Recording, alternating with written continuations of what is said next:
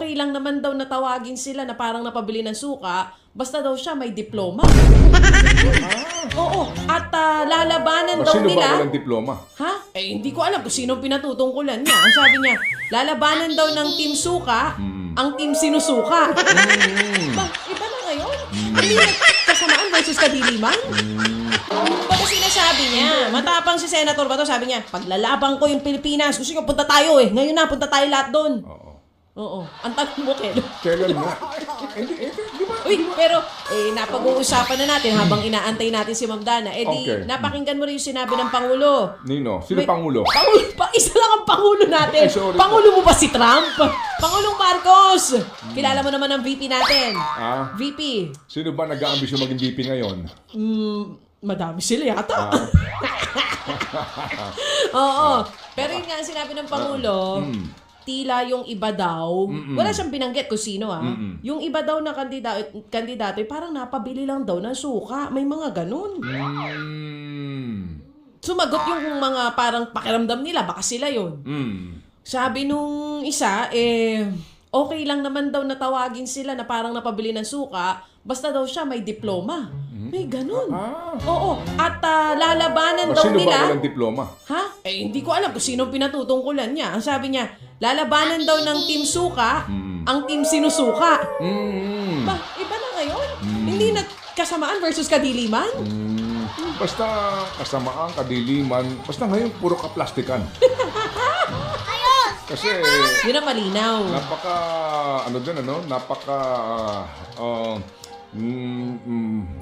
mapagpanggap naman yung sitwasyon na binibira mo ng binibira nung nagdaang halalan bilang korap at magnanakaw, pero naandong kat itinataas ang kamay mo nang sinasabi mo magnanakaw. Yung binabakbakan daw ni ni Pangulong Marcos Jr. ang kung ano man tawag niya sa kabila. Team Suka. Oo, kesyo pro-China, kesyo ganirega. Pero di ba si Ate Amy pro-China? Lied 4 times on start of campaign. Okay. Ito yung kanilang kick-off rally diyan sa Ilocos Norte. Ba? Usong-uso ngayon yan, ngayong araw ng mga puso, mga pangako, napako. Marami din nang nalilito. Si Ate Amy ba kasama sa ticket ng alyansa? Nandun siya nung kick-off, pero di ko sure kung kasama siya. Ang pagkakaalam natin, hindi, di ba? Hindi talaga. So, yung binabakbakan daw ni ni Pangulong Marcos Jr. ang kung ano man tawag niya sa kabila. Team Suka. Oo, kesyo pro-China, kesyo ganirega.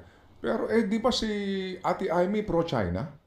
Hindi ba pro-China? Hindi ko sure kung pro-China. Hindi mo alam. Kasi ako yung nagtatanong lang Pro-China ba si Senator Amy? Basahin mo yung column ni Jarius. Mukhang meron siyang research dito nung mga naging desisyon at mga pronouncement ni Ate Amy sa mga issue involving China and the Philippines. Nako. Yan, sige. Baka sumagot din si Ate Amy pag nabasa niya yun. Gaya ng sagot ni Senator Bato de la Rosa na inaakusahan na pro-China. Ano sabi? Willing daw siya talaga, magpapakamatay siya para ipaglaban ng West Philippine Sea, di ba? Kailan? Huy! Anong ikaw naman? Baka sinasabi niya. Ang hirap naman din nun, di ba? Babalik na naman tayo doon sa sinabi mo na sa politika, walang permanente talaga. Parang isipin natin, hindi ba nung nagdaang eleksyon, binibira mo yan at binibira mo, sinasabi mo magnanakaw. Ngayon, kasama ka sa entablado at pinatataas mo ang iyong kamay, nito sinasabi mo magnanakaw. Ay, hoy! Ikaw talaga. Kayo talaga, saan na tayo napunta? Inaantay lang natin, makakausap natin ngayon Malamang nagbabakbakan na naman ang mga yan. Ha? Love lang mga kapatid ha. Araw ng mga puso ngayon, kalmahan nyo lang. Si Manny Pacquiao daw yun. Ay, naku po, ayun na. Congratulations, you're the best. Okay, sige. May party list din pala yung asawa ni Manny. Meron din. Nakita ko, di ba? Hindi mo ba nakita? Kasi nga, tinignan ko yung listahan na nilabas ng kontradaya. Ano yan? Hermes o Louis Vuitton? Hindi ko na sasabihin kung ano, pero second nominee siya ng isa sa mga party list group. Talaga? Gulat nga ako. Sabi ko, ay, si Ma'am Jinky din pala. Ano ang pangalan ng kanilang party Gusto mo list? sabihin ko talaga? Wag na lang, baka ma-promote ko pa. Oo, wag na. Okay. Basta isa siya sa mga nominees ng isang party list group. Oo. Ikaw, ano kung gagawa tayo? Nag-iisip ka na ba? Hindi, Kasi lahat kung pwede sakali tumakbo baka pwede yung party list mo ay LV party list. Lumang VAG party list. Lumang VAG. Oo. Ayoko. Ay, Ayoko. nako. Oo. Mamaya pag-uusapan po natin to. Alright. Laging busog pala. LV, laging busog. Yung pambababoy nga po sa party list election na yan at itong kumbaga sadya pong kabalintunaan itong Fair Elections Act dahil mukha po talaga lumalabas na unfair na po ito sa ngayon. Alright, meron pong mga sumasang-ayon dito, may nagsasabi nga po na maganda itong choice na ito. Talaga daw pong napapanahon na ito at meron daw pong track record sa mabilis na aksyon itong si incoming Secretary Vince Dizon, right? Vivencio Vince Opo, meron din po Dizon. mga magsasabi ngayon pa lang din na sandali lang, tandaan natin kung ano yung mga kontrobersyang kinasangkutan yan, etc. But kagaya po ng napakarami pong mga appointees, no? Ng presidente, nagpalit, so bigyan po natin ng benefit of the doubt din po muna, no? Hintayin natin kung ano po ang kanyang ma-deliver para po sa bayan. Pero ngayon pa lang po ang atin ho dito sa ating pong kaibigan na si Vince Dizon, ang ating po, alam nyo na marahil kung gaano kabigat ang responsibilidad dahil ang inyong sektor magmula sa himpapawid sa yung airport issue natin, right?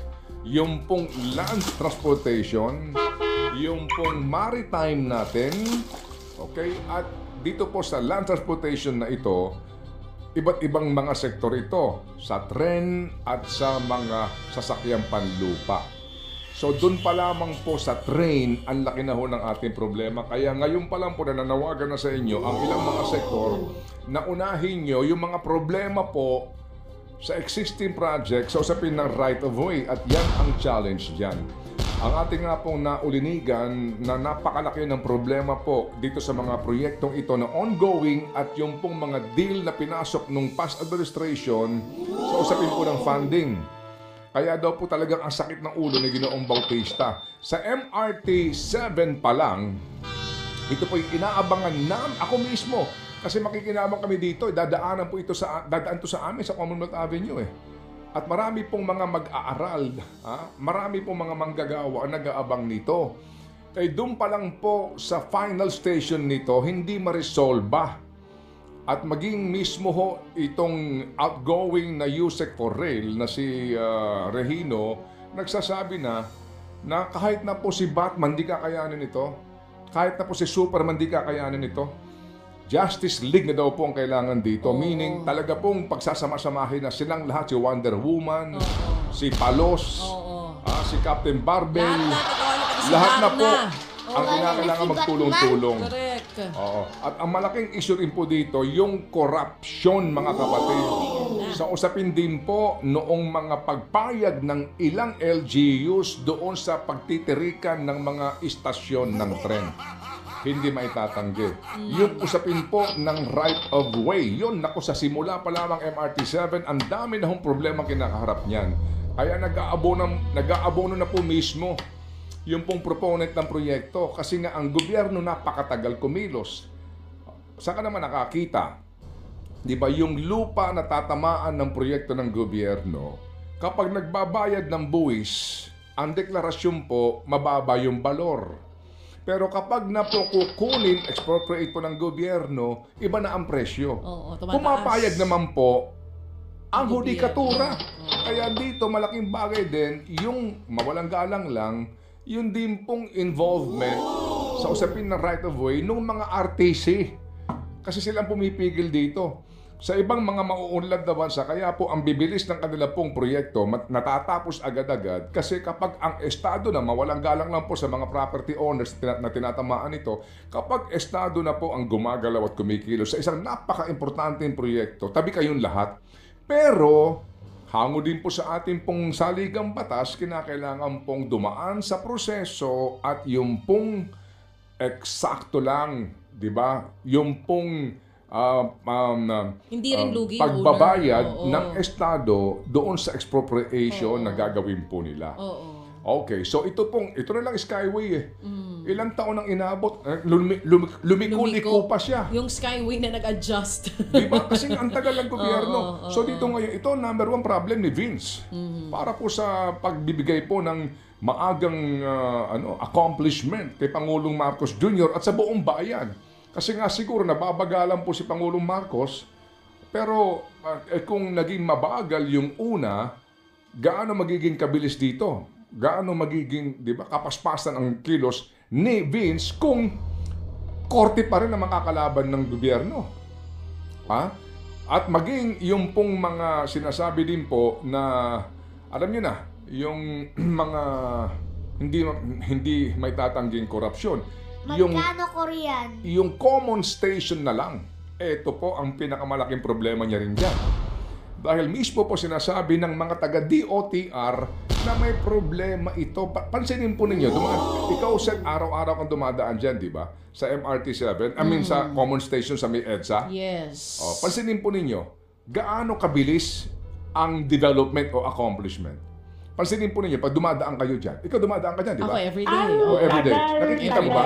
Tagal. Well, yung parang walkway na ginawa nila, inabot ng mga parang 8 buwan. Hindi ako sure kung ilan yung exact, pero matagal nga. Yung Ngayon, pinapailawan na nila eh. Yung viaduct, meaning po yung dadaanan po nung release ng tren para tumawid-tawid sila. Ang sinasabi po ng mga taga-DOTR, may problema sa design. Naku po, yan. Oo, may problema sa design. At yung pong kontratista, ilang taon na pong delayed. Hindi pa rin pinagmumulta ng DOTR. Bakit? Ayun nga. Hindi po, kumbaga, pag ikaw, kung matatapos ho ng proponent yung MRT7, hanggang saan siya titigil? Dapat ang tigil niyan, doon sa common station para pwede ka na mag-change train. Pero yung common station ngayon, ilang taon nang delayed.